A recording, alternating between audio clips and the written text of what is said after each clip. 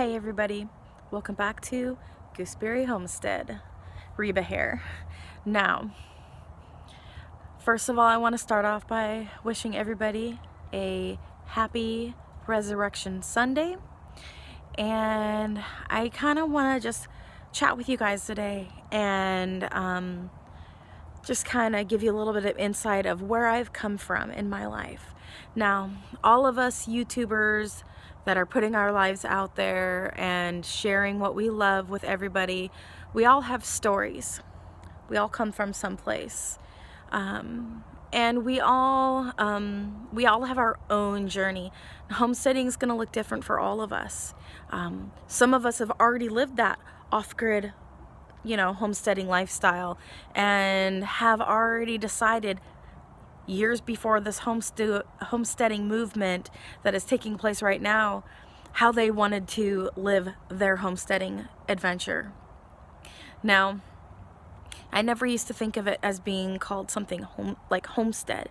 I never thought of it because I always thought, when I was younger, I always thought of homestead being more of like a pioneer times and that sort of thing, like the stuff my family did when they got land in the Oklahoma land rush and that sort of stuff, land that our family doesn't have anymore because they all moved and certain people got certain things when families were big, and so some people would get married and move off, and of course my family line was all the women, so they didn't get anything. So anyways, that's not what this video is about. But I want to take you guys back to my childhood. And I grew up on a little tiny farm in Northern California. And our little tiny farm was not a farm that we owned ourselves. We didn't own the land. And we didn't call it a homestead, but basically we were like kind of homesteading. And we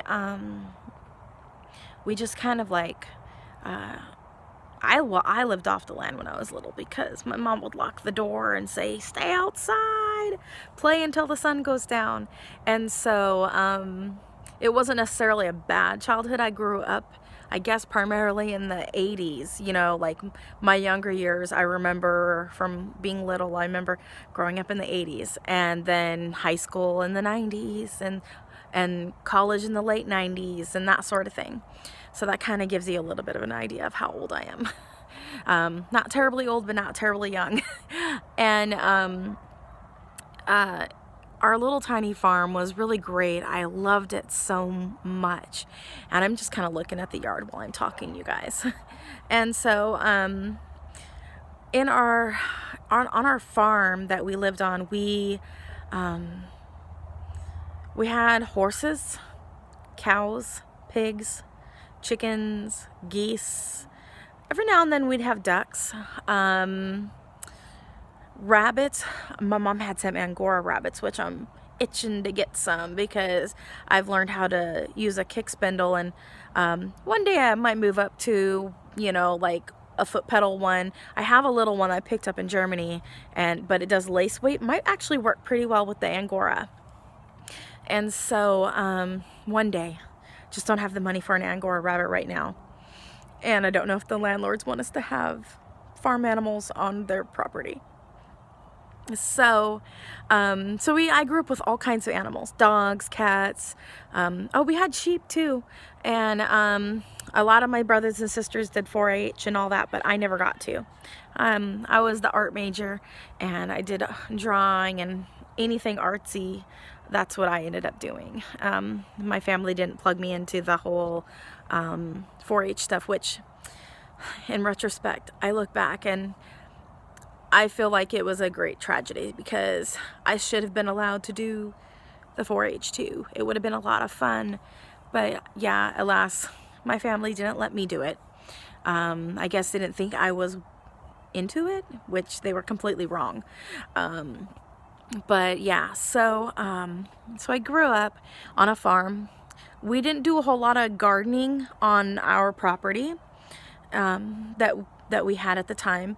But while I lived on that little farm up until about second grade, the end of my second grade year, my mom had been very ill for so long, and she ended up, we ended up finding out that she was sick because of a contaminated well on that farm.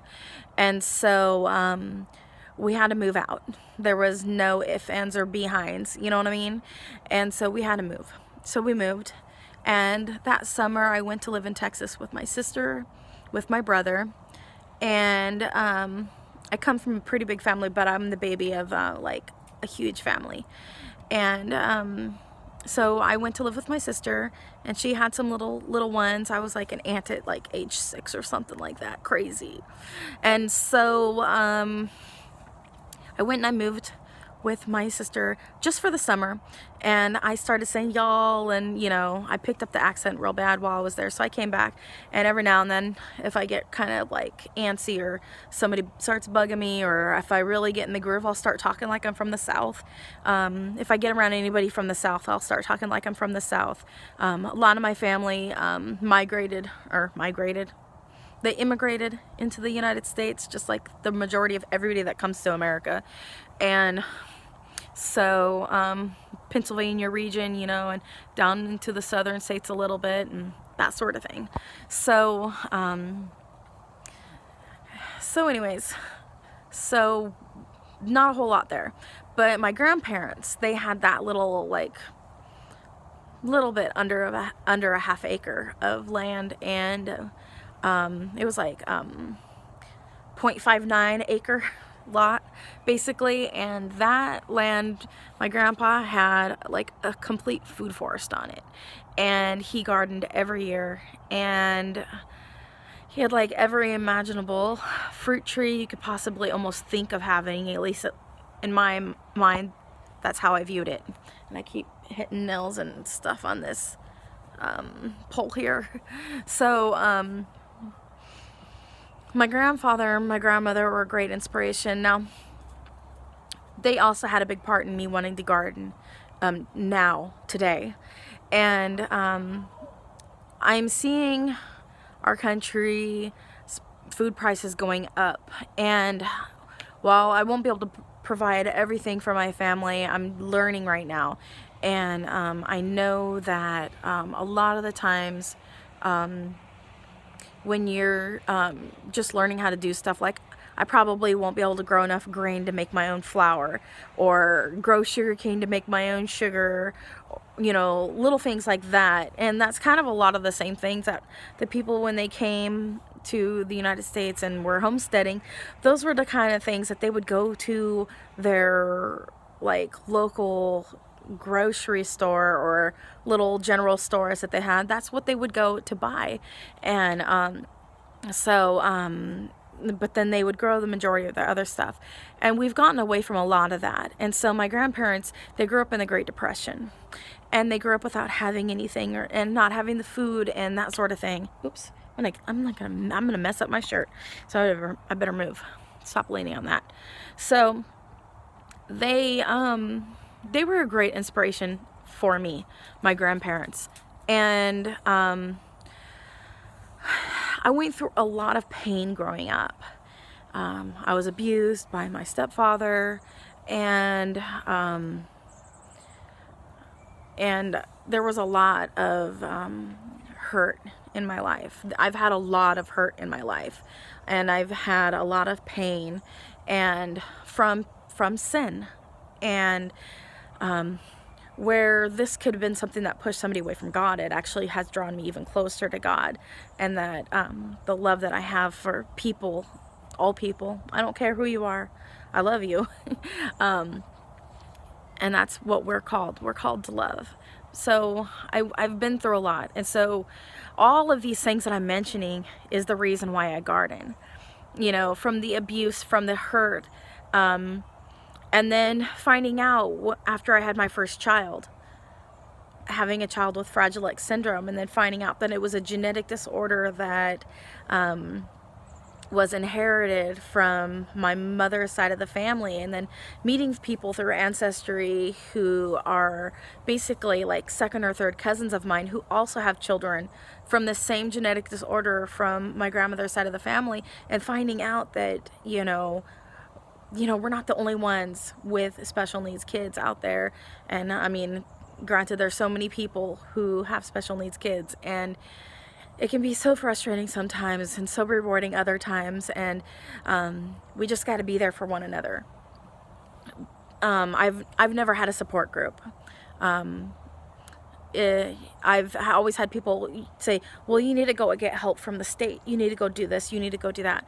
But I grew up around special needs also, so it wasn't like something that was new or foreign to me, and I didn't feel like I was needing a life raft. Like every now and then it's nice to be able to go on a date night or something like that, but that never happens. Not really. Once in the last like 4 years, my husband and I have been on a date. Holy moly. Yeah, the last one was a military ball. I had somebody at the church watch my kids for me, and so yeah. So there's that. So I would have to say my faith has really been one of the things that has really centered me in my life, and has really been the thing that has kept me grounded. And all of it ties into the gardening. Now, with the Fragile X diagnosis, I'm actually, I guess you could say, a mutant, and I have my X gene has multiplied more than 30 times. I'm wanting to say close to like 100 and, I don't know, close to 160, 170 repeats. So I was actually on the verge of being like a full Fragile X female, which you have an extra X gene to back up on. So that doesn't necessarily mean your life is completely over, whereas a male who has full Fragile X has a more difficult time. Just like my oldest son, he has full Fragile X, and so thus he actually tends to be a bit more on the autistic side, but technically he's mentally retarded, and that's exactly the word for it. I'm not trying to be mean or anything, but I'm using the word in its proper context. People get too offended too easily these days. So but that's exactly what he is, and I love him. He's a blessing. He's wonderful. Now, all of these things I've stated, all of the reasons I'm bringing all this up, because it all ties into my gardening. Now, with Fragile X, carrying gene, what have you, you can tend to be fall onto the anxiety side of things more easily, and it's more of a genetic thing than I guess a mental thing, like anxiety, like social anxiety and stuff like that. Mine's brought on from being stressed out by just overwhelmed by life and things, like, just, it's not, I guess it could be chemical or something like that, but I highly doubt. I have a feeling it's more linked to this genetic disorder. And, because some people have anxiety and they don't have like any of these weird genetic things going on. So they generally say that, but I don't know what I'm talking about, honestly. So, but I don't think it's a mental thing. So anyways, everybody has their own issues and paths and things like that. We all have our own struggles. So anyway, so I was having really bad anxiety, but I also had other women health issues that made me very anemic for many, many years, and kept me down to the point where I basically wasn't able to hardly do anything. And now I feel like I've not been diagnosed. I'm not self-diagnosing myself or anything like that, but I feel like a lot of times I'm so tired, and it's almost like I feel like I have like chronic fatigue or something. And so I don't want to say that I have chronic fatigue or self-diagnosing myself or anything like that, but it just feels like I'm tired a lot. And I don't know if it's because of coming out of all of those years of being severely anemic and being so tired that I couldn't even function from that anemia. And so I had those things, all health things. I was so tired I would eat, lay down, and go to sleep, and that was basically my life. And so I gained a ton of weight, and I wasn't active enough because I was too tired to be active. And even when I did try to be active, I still didn't lose weight, and it can be quite frustrating. So why am I telling you all this stuff about my life? Well, it's all led me to gardening, and gardening has really brought a sense of peace to my life. And I come out and I do my gardening, and I get my hands in the dirt, and it reminds me of when I was a child and I'd play in the dirt and make mud pies and all of that, and I get to plant things and I get to watch things grow. And when I do that, it reminds me of my grandparents, and it reminds me of all those wonderful memories that I had growing up with in around certain family members. And it helps me to just connect to God, because I just feel this sense of peace when I'm in the garden. And I just love seeing everything grow. So anyways, yeah, it's just been an amazing journey in my life, and just seeing how God has really moved me, and has used gardening in a way to help heal me and to help just center me in the things. And I kind of got a little bit distracted there for a moment. Sorry, somebody I think was trying to talk to me next door, and I want to get this video done, and I kind of lost train of thought. So, but God has just really been here. He's really just shown himself to me through the gardening. I've gotten this sense of peace. I'm able to just really focus in on all of everything I'm doing, because I don't even know what I'm talking about now. So oh my goodness. So yeah, so when I started gardening, I'm so sorry. Oh my goodness. When I started gardening, I just felt this sense of peace come over me, and it connected me to God, and it actually has made my anxiety like completely go away that I was always experiencing. And so now I have all of these plants, my raspberries, and I got all my little starts over here to sell. And then up along the fence line, I've got all my trees. And like I told my husband, I said, I'm happy. These plants make me happy. And he knows that we're gonna have to move, and we're gonna probably have to move them with us. So I just keep telling him that if we have to move, they're going with us. So I don't care where it is. If we have to move, they're going with us. So anyways, so now that I completely, utterly lost my train of thought because somebody interrupting me, and I don't think they were really intentionally trying to be rude, but anyways, I just wanted to just jump on here today, kind of talk about my life and what led me to gardening, and why I have continued gardening. And you know, I've done other videos why I call myself Gooseberry Homestead and all of that, and it's because I have a dream, you guys. Like so many other people on YouTube, I have a dream to have my own homestead one day. And right now, I'm practicing homesteading, and I'm learning how to grow on my own, and I'm going to be learning how to process on my own.